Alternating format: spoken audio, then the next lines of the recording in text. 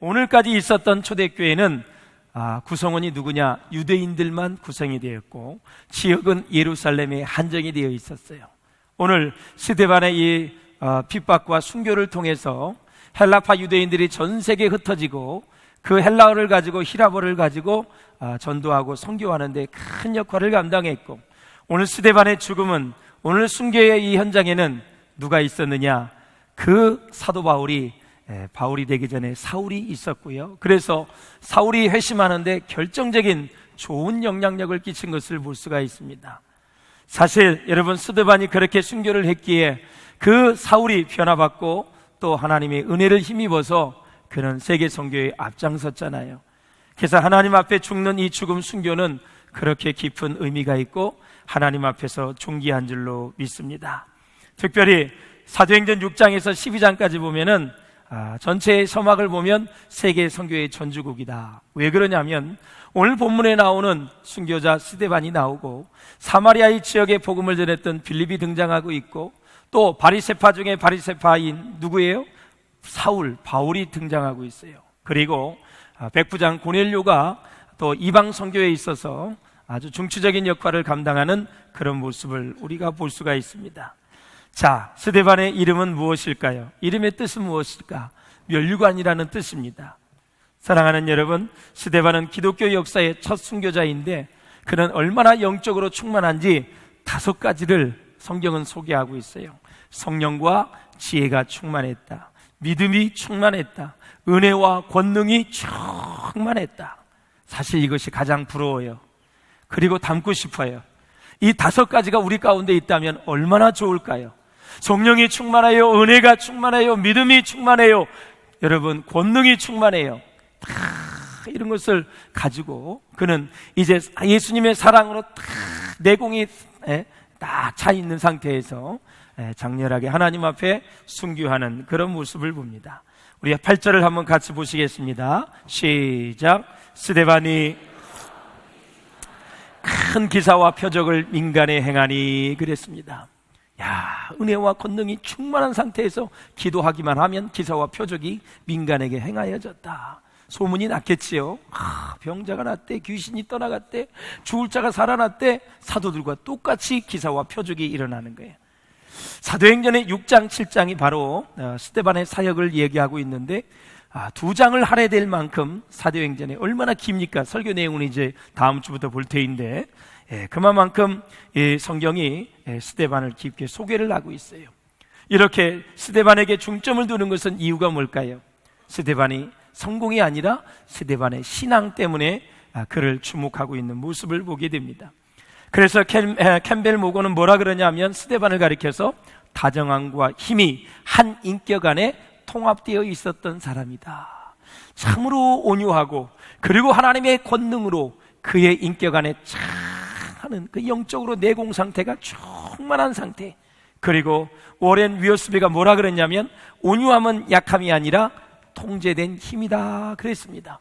얼굴은 천사와 같이 웃고 있지만 그 안에는 주님의 십자가의 사랑으로 가득 찼고 그리고 그 안에 은혜와 권능이 충만했고 하나님을 믿는 믿음이 충만했고 성령이 충만했고 지혜가 충만해서 분별력이 있는 그러한 집사님이었다라는 거죠. 어느 자리에 있든지 스데반은 주님의 영광을 높이 드러냈습니다. 어느 곳에 있든지 주님의 영광을 드러냈던 스데반은 많은 사람이 추앙하고 부러워하는 그런 사람이었습니다.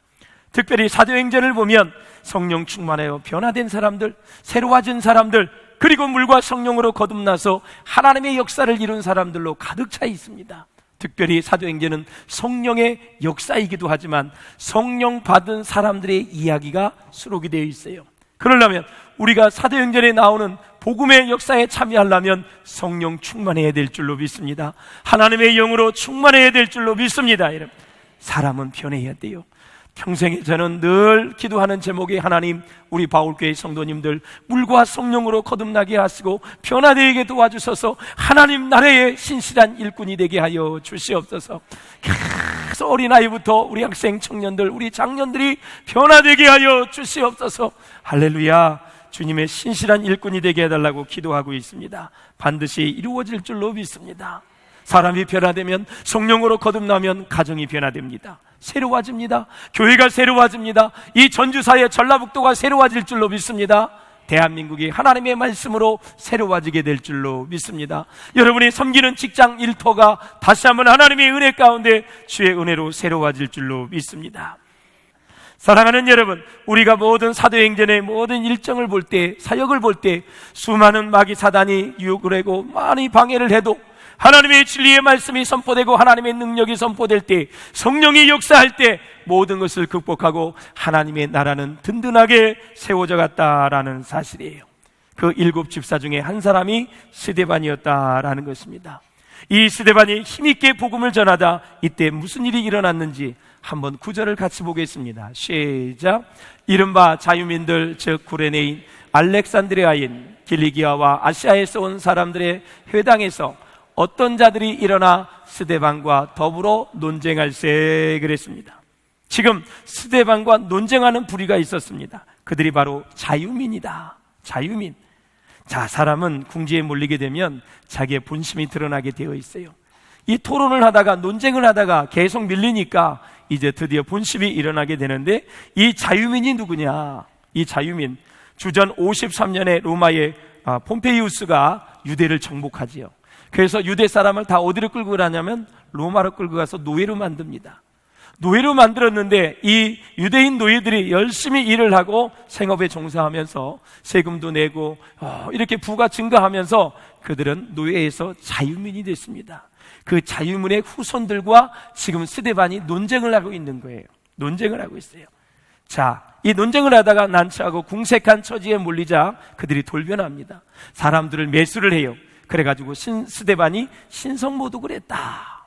그러면서 이제 스데반을 공회에 잡아들이고 거짓 증인을 세워서 재판장에 세워서 이제 그를 처형해서 순교하는 그런 모습을 우리가 봅니다. 그렇다면 스데반이 고발당한 죄의 명목은 무엇인가?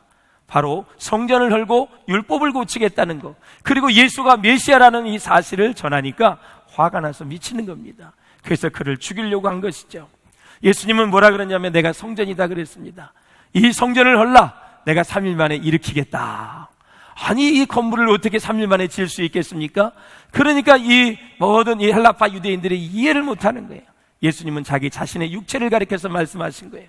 내가 죽은 지 3일 만에 다시 부활하겠다. 본인이 성전이라 그랬으니까 3일 만에 부활하겠다는 것은 3일 만에 다시 살아나서 너에게 구원의 길을 열어주시겠다라는 사실인데, 예수를 메시아로 인정을 하라니까 이 진리가 깨달아지질 않는 거예요. 그래서 신성모독죄로 거는 거죠. 모세의 율법을 해했다. 사실 예수님은 율법을 완성하러 오신 줄로 믿습니다.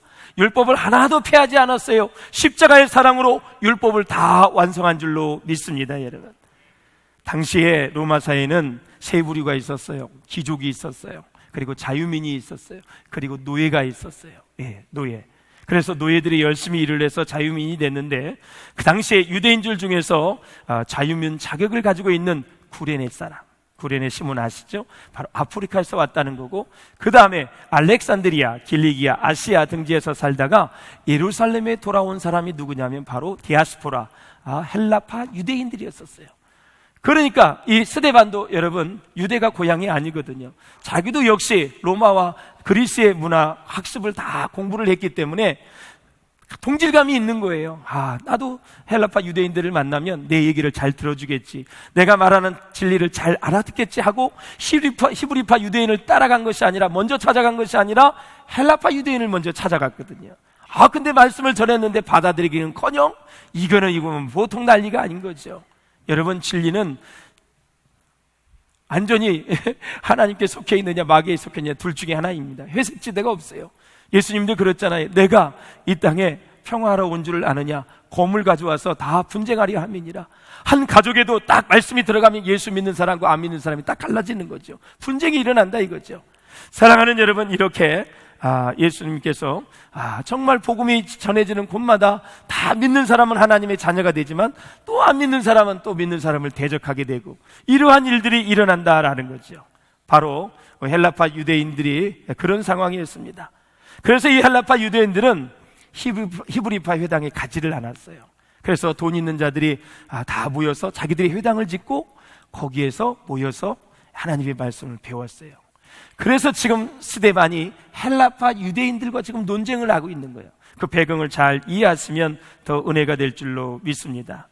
그래서 이 스데반이 이들이 모이는 회당에서 복음을 전하다가 논쟁을 하고 박해를 받다 순종한 거지요. 자, 10절을 한번 같이 보겠습니다. 시작.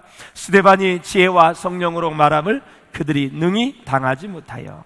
사실 헬라파 유대인들은 굉장히 로직하게 학문을 많이 공부한 사람들이고 또 그리스 문화, 히람 문화에 있었기 때문에 지식층이었어요. 그럼에도 불구하고 스데반이 지혜와 성령이 충만해서 그 설교를 보십시오. 그냥 구약의 모든 것들을 인용해서 예수 그리스도를 탁 부각시키고 예수가 메시아라는 것을 탁 던져주잖아요. 얼마나 다음 주부터 보는 이 설교가 은혜가 되는지 몰라요. 예? 사랑하는 여러분, 이 스데반은 인격과 능력이 다 조화를 이룬 사람이었고요, 초대교회 구제와 행정 그리고 어디 재정을 보았던 그런 사람이에요. 그렇다면 스데반은 어떻게 초대교인이 되었을까요? 베드로가 말씀을 전할 때 3,000명, 5,000명이 회개하고 돌아오고 그때 세례를 줬는데 스데반도 그때 세례를 받았습니다. 예루살렘에 머물기 위해서 고향에 두고 온 가족들이 있었고 친구들이 있었고 가진 모든 것을 포기했어요. 다시 돌아가야 되는데 베드로가 불러서 공고합니다. 스데반 집사님, 나와 같이 사역합시다. 사람이 딱 보면은요 다 될 만한 그릇들이 있어요. 그러니까 베드로가 성령 충만하니까 벌써 준비되어져 가는 성령 충만하고 지혜가 충만하고 말씀이 충만하고 믿음이 충만하고 은혜와 권능이 있는 딱 스데반이 눈에 들어온 거예요. 돌아가지 말아라, 나와 같이 사역을 하자.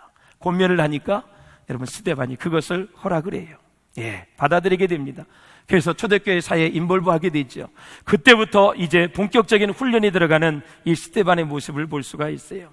주님을 위해 모든 것을 포기하고 자기 자신을 하나님께 드리기 시작을 합니다. 그는 가진 것이 아무것도 없었기에 그가 드릴 수 있는 것은 시간, 힘, 모든 마음, 정성을 하나님 앞에 드렸어요. 또 수십 명의 다른 회심자들과 함께 이제 어느 가정에 들어가게 되는데요, 그 가정은 얼마나 평수가 적었냐면 몇 평 안 되는 조그만 공간에서 훈련이 시작이 되어졌어요. 이방 사람들과 함께 살게 되었습니다. 그러면서 날마다 성전 근처에 가서 사도들의 발 앞에 딱 앉아서 말씀을 듣는 거예요. 열중합니다. 말씀을 듣고 깨닫고 또 결단을 해요. 말씀을 듣고 또 결단을 해요. 듣고 또 결단을 해요. 이것이 반복이 되어지면서 그는 점차적으로 영적으로 내공이 쌓이기 시작을 합니다. 그것뿐만이 아니라 세 가지가 딱 준비되어 있던 사람, 주님께 대한 헌신, 두 번째 사도들에 대한 순종, 세 번째 교회의 권위에 절대적으로 순종하는 이 세 가지 리더십을 잘 갖추면서 그는 흔들림 없이 초대교회를 지켰던 사람으로 이제 세워져가는 모습을 봅니다. 뿐만 아니라 솔로몬 행각에서는 매일 집회가 일어났어요. 사도들이 말씀을 전할 때 거기에 참석하고 나서 회심자들과 함께 말씀을 상고하고 또 기도하고, 그 말씀이 이 말씀이었구나. 여러분, 이 스데반의 설교를 보면요, 구약의 인물들을 다 끄집어내서 설교를 하는데 기가 막힙니다. 집에 가서 10번씩 읽어보시기를 바랍니다. 은혜가 될 줄로 믿습니다. 여러분, 이렇게 성장하던 이 스데반, 이제는 혼자만의 신앙생활이 아닌 공동체의 신앙으로 발전해 나갔죠. 이렇게 눈이 띄어지기 시작합니다. 가정이 보여요. 사회가 보여요. 교회가 보이기 시작합니다. 민족과 열방의 눈에 싹 들어오기 시작을 합니다. 여러분, 3.1운동 때 보십시오. 그렇게 신실했던 기독교 신자들이 3.1운동에 동참한 게 뭐예요? 이 나라와 민족이 보이기 시작을 하는 거예요. 그들이 들고 일어났습니다. 항거했습니다. 여러분, 거의의 절반이 다 기독교 신자였었어요.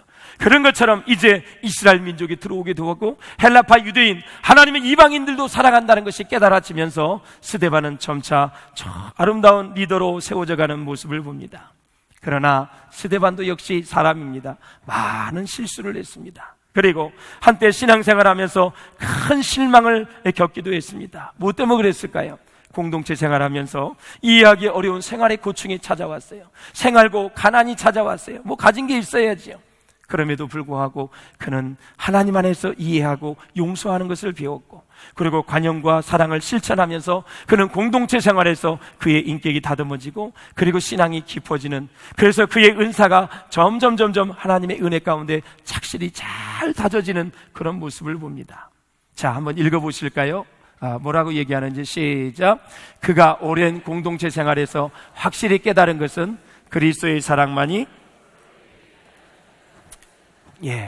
확실히 공동체 생활에서 깨달았어요. 예수님의 사랑만이 서로에게 귀한 존재가 될 수 있다. 점점 그의 마음은 하나님, 예수님의 십자가의 사랑으로 가득 차게 됐습니다.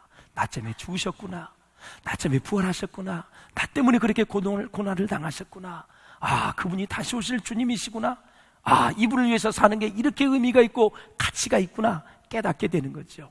사랑하는 여러분, 말씀과 기도에 전무할 때 나오는 아웃풋은 뭔지 아세요? 사랑입니다. 여러분이 세월이 흘러가고 말씀을 더 깊이 보고 기도하면서 사역을 하면서 점점 우리가 어떤 파이가 커져야 되냐면 십자가의 사랑이 파이가 커져야 됩니다.